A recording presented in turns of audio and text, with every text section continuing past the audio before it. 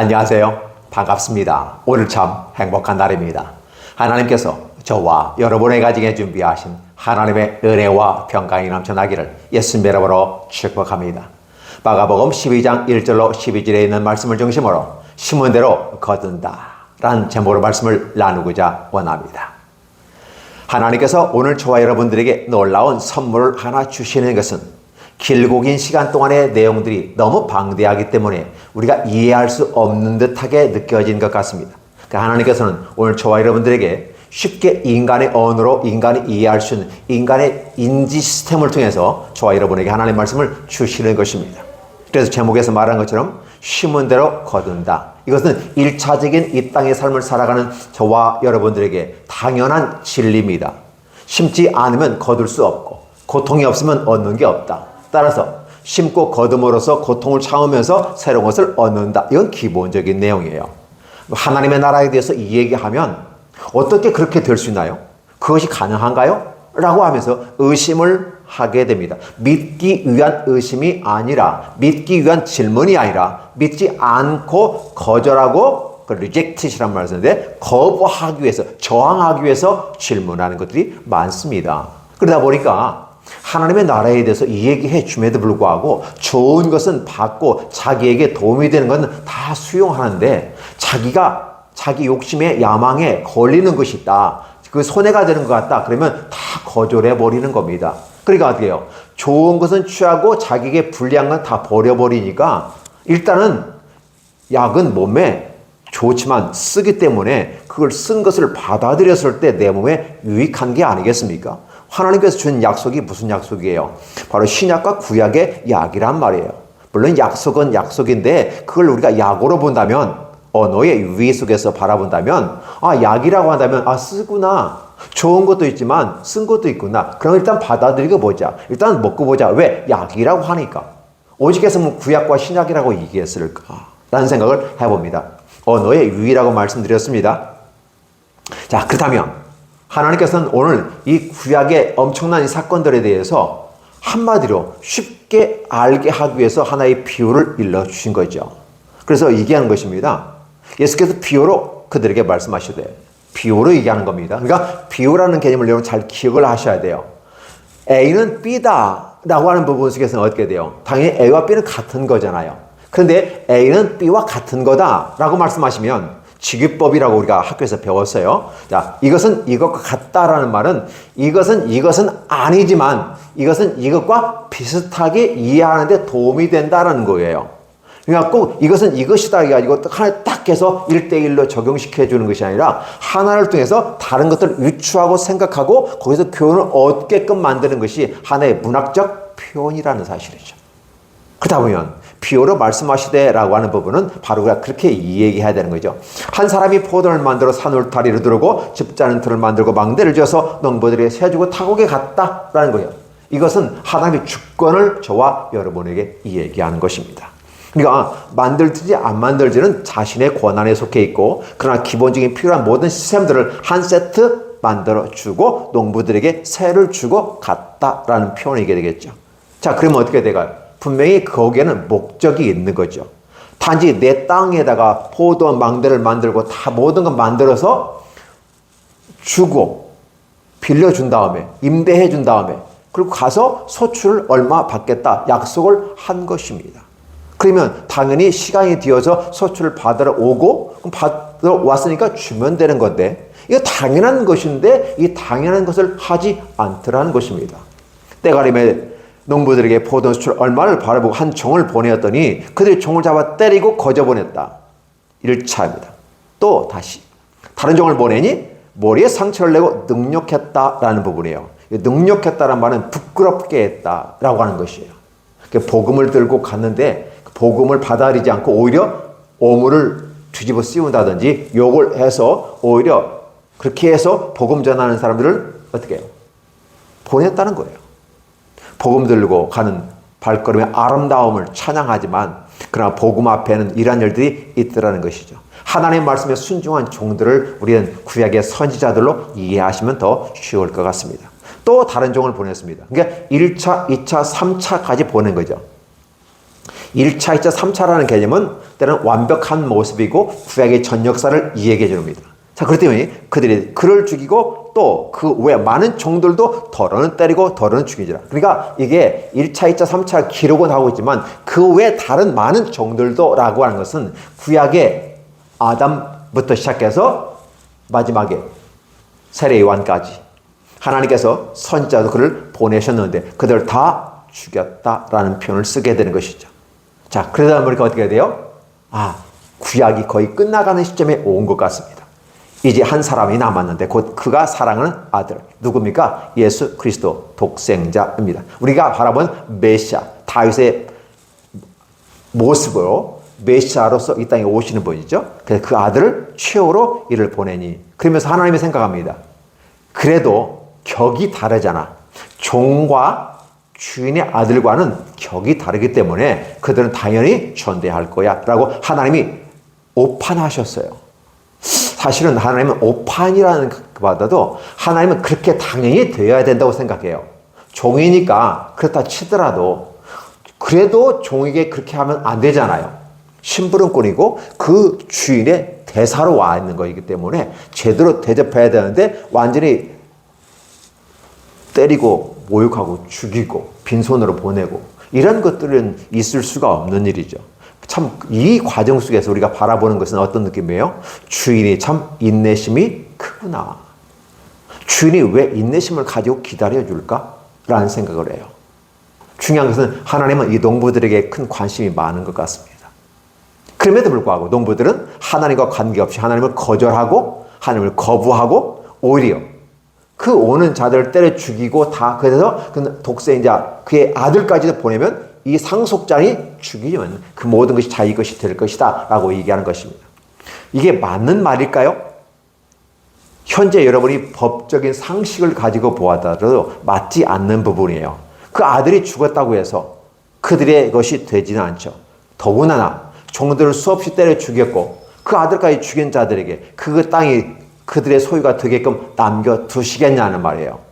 당연히 아니죠. 그들은 얘기합니다. 상속자인 자 죽이자 그러면 그의 유산이 우리 것이 되리라. 세상의 모든 것들을 바라보면 하나님의 지혜와 하나님의 일러주신 방식에 대해서 극히 상식적이고 도덕적이고 윤리적인 종교적인 마인드 속에서 갔어요. 근데 그들은 거절했다는 것입니다. 그러니까 다른 말로 말하면 이 도덕과 상식과 이런 기본적인 것을 가지고 하는 이 종교상에서 선지자를 통해서 보냈는데 안 먹히더라는 거죠. 그러다 보니까 어떻게 해요? 이제 진짜를 가는 거예요. 이게 종교의 탈을 벗어나서 진짜 핵심적으로 하나님의 본체이신 그의 독생자 예수 그리스도를 보내면 전대하리라 그랬어요. 그런데 어떻게 돼요? 그를 잡아 죽이고 포도원 밖에 내던져졌다라는 표현을 쓰게 됐어요. 예루살렘 밖에서 예수께서 십자가에 못 박혀 죽으시는 사건들을 연상시켜 볼 수가 있는 것입니다. 이미 성경을 좀 읽고 신앙생활 하신 분들은 이미 제가 설명을 하지 않아도 다 이렇게 이해할 수 있어요. 포도원 주인이 어떻게 하겠느냐. 여러분 기억해 주세요. 여기서 예수님이 직접 제자들에게 묻는 겁니다. 그리고 말하여서 농부들을 와서 진멸하고 포도원을 다른 사람에게 줄 것이다 라고 주님이 직접 얘기하신 직접 화법을 썼고요. 다른 복음서들은 어떻게 되면 또 너희는 어떻게 생각하느냐라고 묻는 거죠. 그거야 당연히 주인이 와서 군사를 데리고 와가지고 다 진멸한 다음에 다른 사람에게 주고 대가를 지불하게 할 거 아니겠습니까? 이렇게 제자들이 이해하게끔 기다려주셨던 이런 표현을 썼는데 여기 마가복음은 직접 화법으로 주님께서 그렇게 얘기하셨다는 거예요. 그 의지가 포도원이 주인이 어떻게 하겠느냐 와서 그러니까 자기가 지금 그렇게 하겠다는 거예요. 농부들을 진멸하고 포도원을 다른 사람에게 주리라라는 것이었어요. 너희가 성경에 건축자들이 버린 돌이 모퉁이의 머릿돌이 되었다는 사실을 기억하고 읽어보았느냐라는 사실을 얘기하면서 결국은 이 모습 가운데 오늘 저와 여러분들에게 무엇을 얘기해요? 심은 대로 거둔다는 거예요. 그런데 그들은 무엇을 심었습니까? 오해를 심었습니다. 그러니까 어떻게 돼요?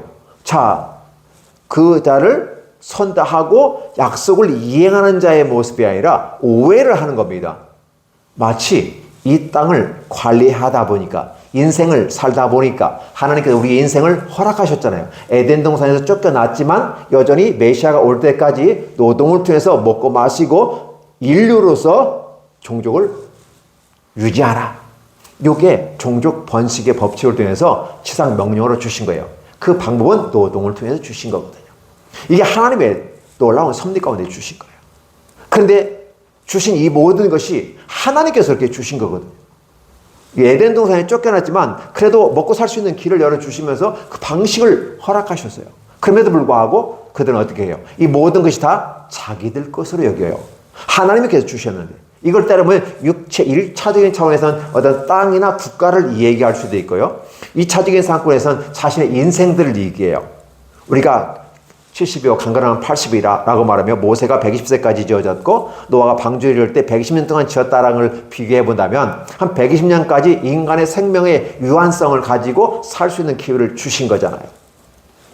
이 기간 안에 그게 땅일 수도 있고 국가일 수도 있고 아무리 인생일 수도 있고요. 그죠? 이런 것들을 바라보면서 하나님 우리에게 준 선물들인데 마치 이것이 자기들 것이냐. 내가 태어났으니까 인생은 내 거야 라고 생각하고 내가 내 것을 가지고 하는데 당신이 왜 값내라 배나라 이렇게 시시콜콜 따지고 드냐 이 말이에요. 하나님 말씀이라는 말을 가지고 이렇게 나를 괴롭게 하냐고 이렇게 얘기할 수도 있는 것이죠. 근데 이제 이런 부분 속에서 그것은 오해를 심었다. 오해를 심었으니까 즉 다르면 왜곡된 것이죠. 그러니까 죄를 짓고 오염된 심령을 가지고 살아가는 자에게는 분명히 무언가 옳은 것 같고 진리인 것 같고 바른 것 같이 느껴지지만 하나님의 말씀, 특별 은총인 성경을 통해서 바라보지 않으면 착각 속에 빠져가는 거예요. 오해를 가집니다. 그 오해를 다른 말로 하면 왜곡한다라고 말하는 거예요. 하나님께 주신 세상의 모든 것들조차도 아름답고 좋은 것을 주셨는데 바로 왜곡하고 오해하고 그리고 있어야 될 것이 있어야 되는데 있어야 될 것을 빼버렸어요. 구약 성경에서 하나님의 정신, 사랑을 빼어버리고 형식적인 것만 지켜나가는 이러한 모습들로 자신들이 생각하고 자신이 원하는 방식 마치 아담의 두 아들이 있었죠. 누굽니까? 아벨이 있었죠. 그리고 카인이 있었죠. 하나님이 주신 방식과 그 길로서 하나님께 제사 드리는 방식을 알려주셨어요. 그럼에도 불구하고 가인은 자신의 방식으로 예배를 드리는 거죠. 내가 하나님께 예배 드리고 내가 하나님께 제사 드리는 것인데 왜 내 방식으로 하겠다는데 내 스타일로 하겠다는데 아니 주는 사람이 마음 아니에요?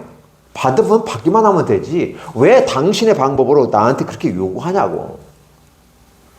이거 잘 들어보시면 가인의 논리가 맞아 떨어지는 것 같이 느껴지기도 합니다.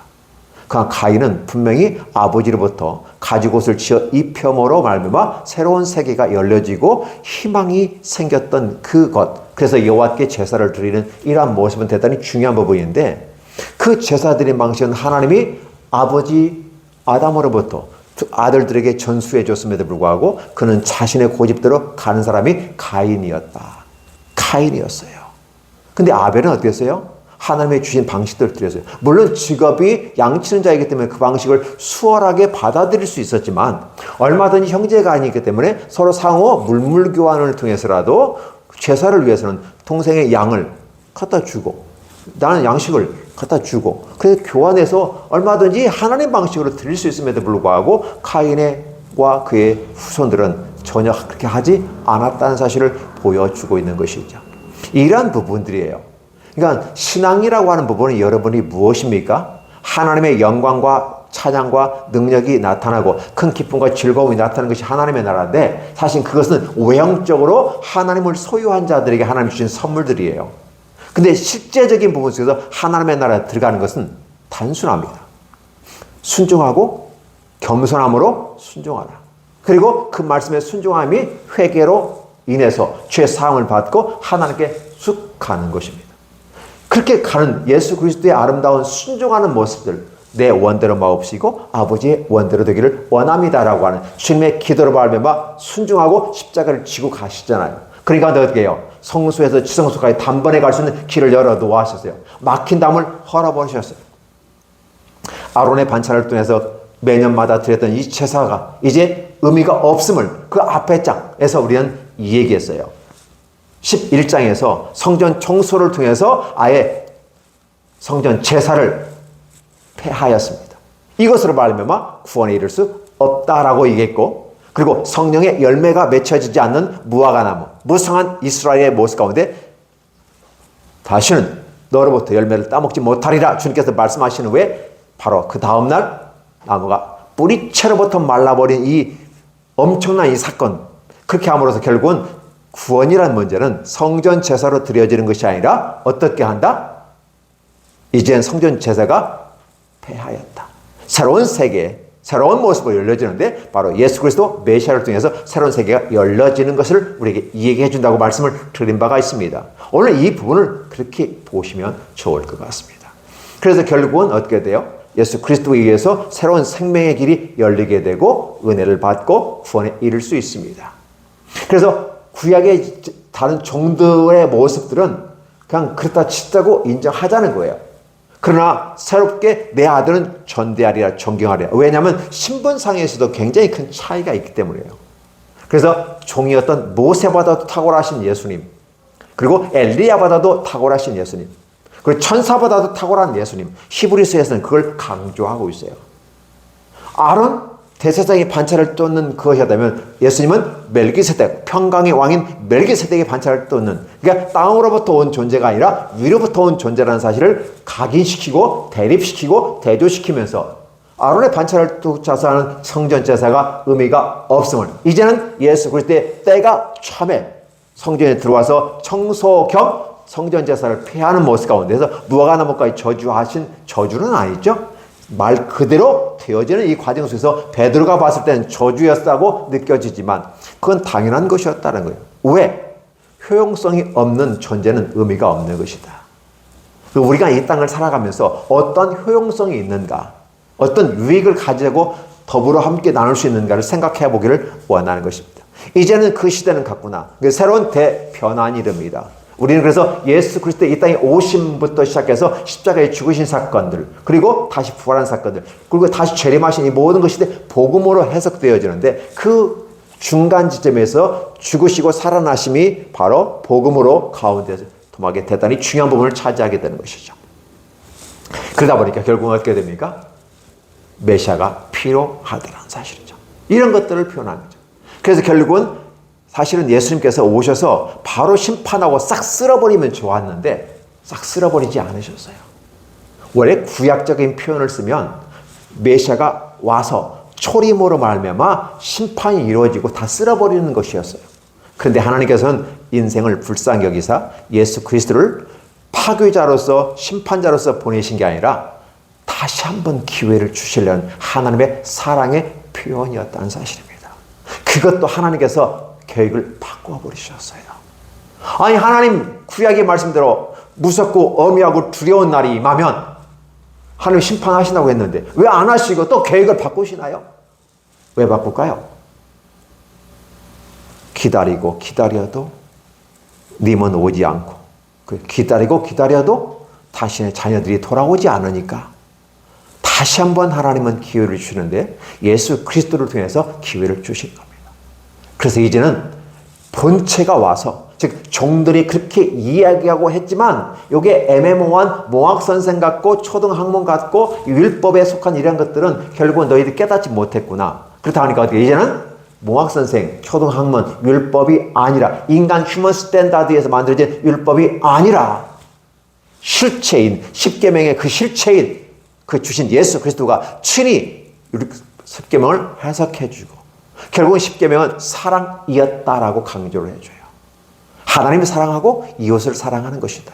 그런데 너희는 그 사랑을 다 빼고 껍데기만 지키고 껍데기만 붙잡고 있으면서 마치 다 이루었다고 하니까 아직은 아니구나, 한 가지가 부족하구나라고 주님은 지적해 주신다는 사실을 성경을 통해서 우리는 이미 다 알고 배워 익히 우리에게 다가왔습니다. 그래서 오늘 주님께서는 이 구약과 신약의 이걸 한 축으로 하나의 비유로 엑기스를 딱 담아가지고 누구든지 보아도 알게끔, 그래서 사실 이 내용을 뒤에 보면 이 비유가 자기들을 가리켜 하신 줄을 알고서 예수를 잡아 죽이려고 붙잡고자 하였으나 아직 때가 되지 않았어요. 예수께서 때가 참에 이 땅에 오셨지만 하나님의 나라는 항상 그 때가 있어요. 그래서 전도서에서 날 때가 있고 죽을 때가 있고 이렇게 표현했을 때 왜 그런 표현을 썼을까를 생각해 봐요. 예수께서 오실 때가 있어요. 갈라디아 4장 4절에 때가 참에 그리스도께서 오셨다고 하는 거예요. 그래서 기쁘다 굳이 오셨네. 고유 한번 거룩함을 부르면서 오셨던 주님께서 때가 참에 십자가에 못 박혀 죽으시고 그것을 위해서 제자들을 양육하시고 그 제자들로 하여금 수많은 무리들을 부탁하고 그 제자들 12명을 온전히 세워요. 그러나 그 중에서도 하나가 또 제 갈 길로 가버려서 십자가를 치는데 불의의 병기로 사용하고 결국 그는 제 갈 길로 가서 지옥에 가버리는 안타까운 일. 차라리 그건 나지 않았으면 더 좋았을 뻔했다. 그 나머지 무리를 11사들에게 맡기죠. 추후에는 한 명을 추가시켜서 12사도가 되어져서 가룟 유다의 그 자리를 채우고 군중이었고 무리였고 따라다른 수많은 사람들에게 복음을 전하게 되는 것이죠. 그리고 우리는 그걸 사도행전이라고 여러분 이해하시면 좋을 것 같습니다. 이런 핵심적인 것을 가르쳐주고 있어요. 우리는 이런 걸 바라보면서 하나님은 진짜 좋으신 분이구나. 한 번 더 기회를 더 주시는 분. 그러나 한 번은 기회 주시지만 그 다음은 없어라는 거예요. 그래서 다시 한번 기회는 예수께서 이 땅에 존재하시고 십자가에 못 박혀 죽으시고 구원의 길을 만들어 놓으신 다음에 이제는 됐지. 그러니까 구약까지는 인간의 노력과 수고와 헌신과 그런 것으로 이루어져서 천국에 마치 갈 수 있는 것처럼 얘기하지만 안 됐다는 사실이 이게요. 안 되는 줄 알면서 왜 그랬을까? 안 되는 줄 알면서 자꾸 그걸 지켜나가요. 그러니까 주님께서 보실 때도 이건 아니잖아. 그러면 진짜 안 되는 줄 알고 깨달으라고 주었는데 깨닫지 못하고 여전히 하나님이 주셨으니까 모를 거야. 하나님이 주셨으니까. 그래서 하나님의 뜻과는 관계없이 자신들이 말을 바쳐가지고 마치 안 되는 걸 되는 것처럼 하늘에 다리를 놓고 종교라는 것으로 율법으로 길을 열어 가겠다는 것이었어요. 근데 주님이 보실 때는 아니다. 그러니까 예수님이 친히 오셔가지고 너희들이 할 수 없었던 것을 이제는 독생자 메시아 예수 그리스도 중에서 하게끔 만들어 놓고 구원의 고속도를 만들어서 시온의 대로를 쫙 열어놓았어요. 그게 뭐예요? 구원의 길이에요. 예수 그리스도 십자가에 못 박혀 죽으시고 살아나신 것들. 여러분이 익히 알고 있고 그렇게 믿음 가운데서 분명한 하나의 핵심 키였고 핵심 두 축이었던 이 죽음과 부활을 통해서 우리에게 구원의 길을 열어주신 겁니다. 누구든지 예수 믿으면, 그렇죠? 누구든지 예수 믿으면, 누구든지 이 구원의 고속도로 들어오기만 하면 그냥 가는 겁니다.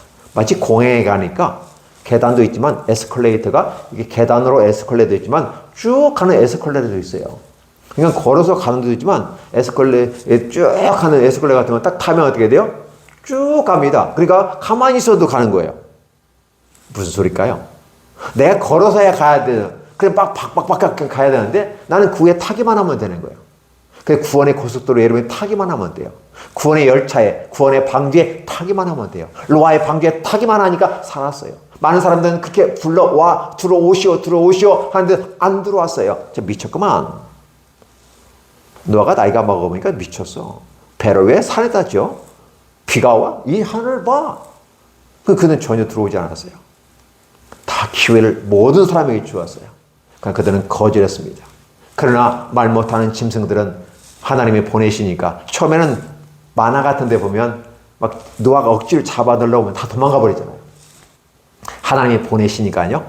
딱 부정한 짐승 7쌍, 정한 건 7쌍, 부정한 건 2쌍 해가지고 쫙 수수료가 줄 서서 들어와요. 하나님이 보내시니까 그렇게 들어오는 거예요. 그냥 노력과 수고, 노아가 막 뭘 하는 게 아니라 하나님의 때를 따라서 그렇게 열어주시는 거죠. 그리고 와서 방주가 딱 닫히면서 하늘에서 비가 쫙 내렸던 것을 기억하면 여러분은 지금 거시적인 관점에서 구약과 신약을 이렇게 쫙 훑어보는 겁니다. 예수 그리스도까지 왜 예수께서 오셔야만 하는지를 얘기해 주는 거죠. 주님께서는 전대아리다. 내 아들이니까. 내가 사랑하는 자니까. 그래서 주님께서 이 땅에 오셔서 다시 한번 기회 주어서 인간으로서 할 수 없는 일들을 그죠? 첫사람 아담은 실패했던 것을 두 번째 아담이신 예수 그리스도께서 완성을 하고 그 길을 걸어가도록 만들어 주셨다는 것입니다. 그리고 아울러서 선민에게 주셨던 이 포도원의 이 놀라운 축복을 빼앗아서 누구한테 넘겨주었다? 이방인들에게 넘겨주었다. 여기서 그 농부들을 다 진멸하고 다른 사람의 다른 농부에게 주지 않겠느냐? 다 이방인들에게 구원의 길이 열려지는 거죠. 그래서 메시아와 예수 그리스도께서 오셔서 메시아로서 결국은 이 길이 열려지니까 오늘 저와 여러분이 육체 가운데 우리는 영적인 이스라엘은 되지만 육체로 보면 우리 이방인들이거든요. 그런데 저와 여러분들에게도 예수 믿고 하나님을 찬양하고 아바 아버지라고 부를 수 있는 기회를 주셨다는 사실이에요. 얼마나 고마운지 몰라요. 우리는요, 수르보네게 여인처럼 주님께서 당신의 아들들에게 밥상을 만들어 놓고 있다는 거예요. 그런데 이방인 이 수르보네 여인이 귀신 들려서 힘들고 고난 당할 때 개들도 주인의 밥상에 떨어지는 거 먹잖아요. 좀 주십시오. 내 딸을 고쳐주십시오. 간절히 믿음으로 하나님 예수 그리스도께 구하니까 주님께서 주시잖아요. 가라. 근데 예수님께서 친절하게 해주지 않았어요. 가라. 네 딸이 나왔어. 한마디 하면 보내버려요. 가보니까 나왔어. 그런데 그 여인이 그 소리에 믿고 갔다는 말이에요. 아니, 예수님께 친절하게, 아니, 유대인에게만 친절해. 우리한테 너희는 이방인이야. 지금 바깥에 있어. 그 때문에 지금 나의 관심은 너희가 아니고 여기야. 선민들이야. 구약이야. 그런데 주님께서 그렇게 말했는데 그가 믿음으로 갈망하며 이루어졌을 때 희망할 때 주께서 그에게 그 딸을 고쳐주실 뿐 아니라 그들의 구원까지 주셨다는 사실을 바라보면서 이방인에게로 복음이 전파된다는 사실을 이야기해줘요. 하나님의 계획들이 그렇게 보여지는 겁니다. 여러분들은 이 내용을 보면서 무엇을 느낍니까? 무엇을 볼 수 있습니까? 그리고 이거에 대해서 여러분 어떤 생각이 드나요? 너무나도 놀라운 축복의 역사가 지금 이루어지고 있는 것입니다. 단순한 얘기 같죠? 단순한 얘기 같아요. 너무너무 쉬운 거 아니에요? 맞아요. 너무너무 쉬운 게 복음이에요. 주님은 지금 이게 핵심적으로 얘기하는 거예요. 하나님 아버지께서 어떻게 우리의 계획을 갖고 왜 예수께서 오셨는지 그렇게 얘기하는 거잖아요. 이런 모습들을 저와 여러분들이 보면서 와, 멋있는 겁니다. 어떠세요? 우리가 이해를 못하니까 심은 대로 거둔다는 사실을 얘기해줘요. 이것은 1차적인 의미에서요. 심은 대로 거두고 노력하면 얻는다. 이거는 예수 안 믿어도 다 알아요. 정주영 씨 그렇게 얘기하잖아요. 불교인인데도. 너 해봤어? 나 해봤어. 안 해보고도 말하지 마. 해보고 다음에 그리고도 안 되면 그때 얘기해. 멋있잖아요. 안 믿는 사람도 이거 다 안단 말이에요. 이 땅을 살아가기 위해서는 이마에 땀을 흘리고 수고하고 노력을 해야 먹고 살 수 있어요. 너와 내 아내를 그리고 너의 자녀들을 생명을 유지하고 메시아 50대까지 살아남으라는 지상명령을 감당하잖아요. 근데 주님께서는 하도 안 되니까 다시 1차적인 부에서 심은 대로 거두는 거야. 근데 말이야, 너희들은 어땠니? 대제사장과 바리새인과 서기관 율법사들이 예수를 잡아 죽이려고 했잖아요. 그리고 어떻게 돼요? 그 농부들이 종들을 죽였을 때 주인이 그 농부들이 어떻게 하는지 아니? 그들이 하나님을 배척했어. 그러니까 하나님이 보내신 사자들을, 선지자들을 죽였고 아들까지 죽여버렸네. 그러면 주님은 어떻게 하겠느냐? 당연히 그들을 진멸하겠느냐? 그들은 남을 수용하지 못하고 거절하고 미워하고 남의 것을 빼앗으려고 하고 오해하고 그러면서 욕심을 부리니까 탐욕이 생기고 그걸 우리는 우상숭배라고 하는 거예요. 그래서 이제는 그만 더 이상 이제는 어떻게요? change, convert라면 change가 되었어. 어떤 change가 될까요? 이제는 주님이 내가 너희를 진멸하고 너희를 배척하고 너희를 버려버리라. 어두운 바깥에서 내가 쫓아버려 슬피 울며 이를 갈미 있으리라. 내가 쫓아버려. 이게 그들이 한 그대로 주님으로부터 되갚아버린다. 근데 이게 거시적으로 보면 보이는데 미시적으로 보면 안 보여요. 왜? 우리 눈앞에 이익만, 나에게 유익한 것만, 그렇죠? 스스로 오해에 빠지고 스스로 탐욕에 빠지고 욕망에 빠져가지고 하나님의 말씀은 귀에 들어오지도 않아. 내가 성공만 하면 되고 나만 잘 살면 되고 우리 집만 잘 살면 돼. 이러니 주님이 어디 있어? 미시적으로만 바라보니까 그래요. 앞에 것만 바라보지 마시고 멀리를 바라보세요. 그리고 아울러 여기까지는 세상에서도 가르쳐줘요. 그러니까 성경에서 가르치는 것은 가까이도 보고 멀리를 봐라. 더 중요한 것은 위를 바라봐라. 그 위에 계신 주님께서, 즉 하늘을 바라보라. 그것은 하늘에 있는 높으신 분, 탁월하신 분, 위대하신 분, 그 의미가 하늘 속에 포함되어 있어요. 그러니까 하늘님이 아니라 하나님이에요. 그 하나님이 높고 위대하고 멋있어 보니까 하느님으로 표현하기는 하는데 그래서 하느님이라는 표현을 쓰기도 해요. 그러나 중요한 것은 뭐예요? 하나님 그분 한 분이라는 사실을 기억해 주시기 바랍니다. 그리고 아울러 여러분들이 그렇게 나갈 때 하나님은 여러분들에게 놀라운 축복의 일을 주셔요. 자, 이렇게까지 친절하고 부드럽게 오라 우리가 서로 변론하자 호세아서 얘기했잖아요. 그때 당시에는 안 왔어요. 예수께서 신이 오셔가지고 이 설명을 다 해주는 거예요. 와서 토론하고 보자. 이제 깨달았니? 바로 너희들을 얘기하는 거예요. 그럼 이쯤 되면요. 베드로 같은 심정이 나와야 돼요. 회개하고 울어야 돼요. 나의 믿음이 없음을 용서해 주십시오. 내 믿음이 없음을 용서해 주십시오. 내게 믿음을 더하여 주옵소서. 이것이 나와야 돼요. 근데 가룟 유다처럼 휑 하고 가서 어떻게 돼요? 회개하지 아니하고 스스로 몸매어 죽어버리잖아요. 바리새인 율법사 서기관들이 그런 행동을 하고 있는 것이잖아요. 오늘 저 여러분들은 하나님의 나라 들어가는 방식은 너무 쉽고 행복해요. 하나님의 나라 가는데 어떤 여자가 가로막혀가지고 인도해 줘야 돼요? 필요 없어요. 왜 여자가 들어옵니까? 왜 남자들이 들어오고 왜 사자들이 들어오고 신부들이 들어와요? 몸이 없어요. 죄는 누가 용서해 주셔요? 하나님 아버지께서. 독생자로 말미암아 성수에서 주는 단번에 가서 우리가 짓고 우리가 이게 누구를 거쳐서 가는 게 아니라 이제는 그 전까지는 그렇게 할 수 있었어요. 그러나 이제는 예수께서 이 땅에 오셔 십자가에 죽으시고 단번에 지성소까지 가기 때문에 오늘 저와 여러분도 단번에 뭘로? 하나님을 믿어라. Have a faith in God. 하나님께서 믿음을 가져라. 하나님을 믿어라. 그리고 단번에 가라. 그랬을 때 하나님께서 우리를 짓고 하시는 이 기도를 바로 용서해 주실 겁니다. 그리고 용서받은 것은 그로 말미암아 다시는 범죄하지 않으려고 무한히 노력하면서 근데 또 안 돼. 성령님 지켜주세요. 내가 죄를 안 지으려고 하는데 어렵네요. 저를 지켜주세요. 성령 하나님께 의존하고 그래서 그분의 도우심을 받아서 세상을 이겨나고 죄악을 다스려가는 이런 모습이 진정한 신앙인이고 진정한 크리스찬이라는 사실이에요. 종교인으로서 기독교인이 아니라 바로 신앙인으로서 기독교인 되시길 바라고 이 성경의 말씀을 통해서 여러분이 그리스도께로 달려가셨으면 좋겠습니다. 이 축복이 이 말씀을 듣는 저와 여러분과 우리 교회와 유튜브를 통해서 듣는 모든 분들에게 있기를 예수님의 이름으로 축복합니다. 기도합니다. 하나님 감사합니다. 무한한 사랑과 은혜가 우리에게 있음을 우리에게 주셨음을 고맙습니다. 이 성경 말씀을 통해서 그렇게 하나님께서 가장 기초적이고 가장 쉽게 알려주셨습니다. 오늘 이 말씀을 듣는 모든 분들에게 하나님 이 말씀이 귀가 열려지고 눈이 열려지고 마음의 문이 열려지게 하여 주시고 이것을 들었을 때 아버지의 사랑을 느끼고 받아들이며 하나님 고맙습니다 라고 고백할 수 있는 멋진 모습들 복된 모습이 되게 하여 주시옵소서. 예수님의 이름으로 축복합니다. 아멘.